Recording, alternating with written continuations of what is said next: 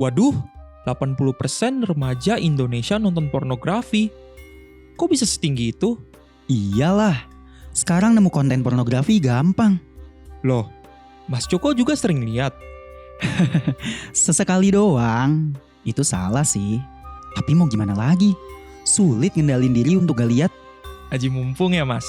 Sayang kalau dilewatin doang. Yoi.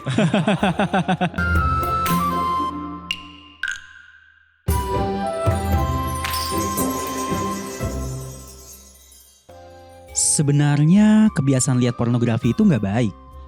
Mas sendiri sih inginnya jadi orang yang baik, kalem, terhormat, bisa menikah dan sukses. Tapi dengan semua kebiasaan itu, rasanya gak mungkin deh Mas mencapai impian itu. Jangan bilang-bilang om ya Fari. Bisa abis gue diceramahin. Gak lah Mas, santai aja. BTW, gimana kalau kita cari aja informasi di internet? Cara lepas dari pornografi. Wah, ide bagus tuh. Boleh. Sip, kita sama-sama kumpulin informasi ya. Terus, besok ketemuan di taman. Kita bahas. Setuju?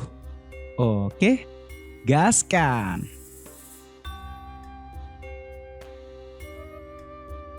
Nah, pertama kita cek dulu.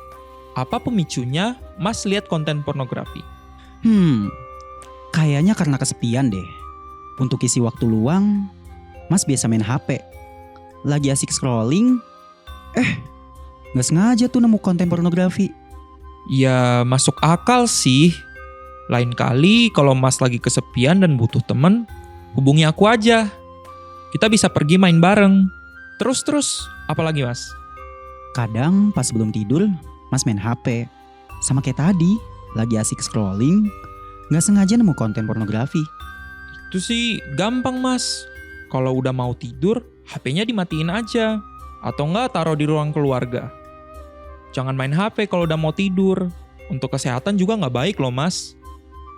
Kalau kebetulan malam hari susah tidur, jangan mengisi waktu dengan main HP. Coba ganti dengan kegiatan lain. Misalnya baca buku atau main game. Jangan lupa juga blokir semua akses yang dapat mempermudah untuk menemukan konten-konten porno.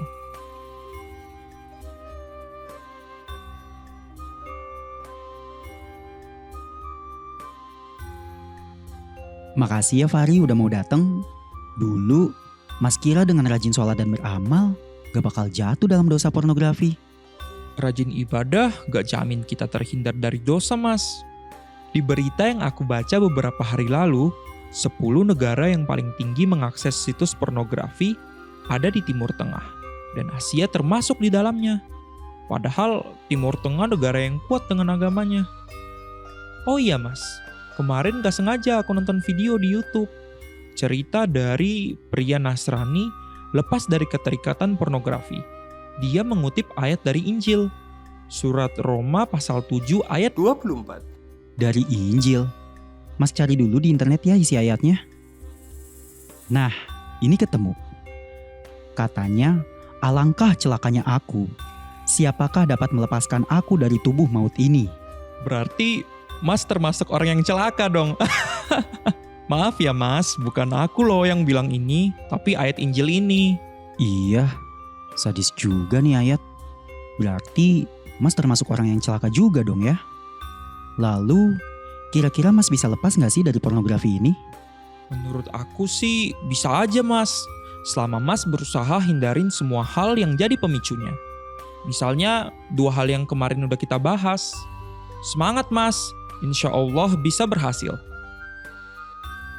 Kemarin Fahri bilang ayatnya ada di Injil, surat Roma 7 ayat 24.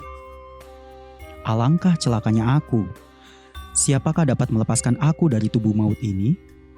Ayat selanjutnya kira-kira isinya apa ya? Jadi penasaran. Syukurlah kepada Allah, Isa Al-Masih membuat jalan pelepasan buatku. Ternyata gak gampang untuk lepas dari dosa pornografi.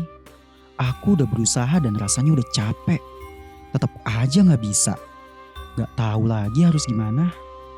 Mungkin gak salah kalau aku cari cara lain seperti yang dijelaskan dalam kitab Injil ini. Karena ternyata di sini dikatakan bahwa Isa Al-Masih dapat menolong seseorang yang menjadi hamba dosa. Supaya kita sungguh-sungguh merdeka, Al-Masih telah memerdekakan kita. Karena itu berdirilah teguh dan jangan mau lagi dikenakan kuk perhambaan. Ikuti terus episode perjalanan lika-liku keluarga Ahmad Suparno. Temukan nilai-nilai kebenaran dalam setiap diskusi mereka.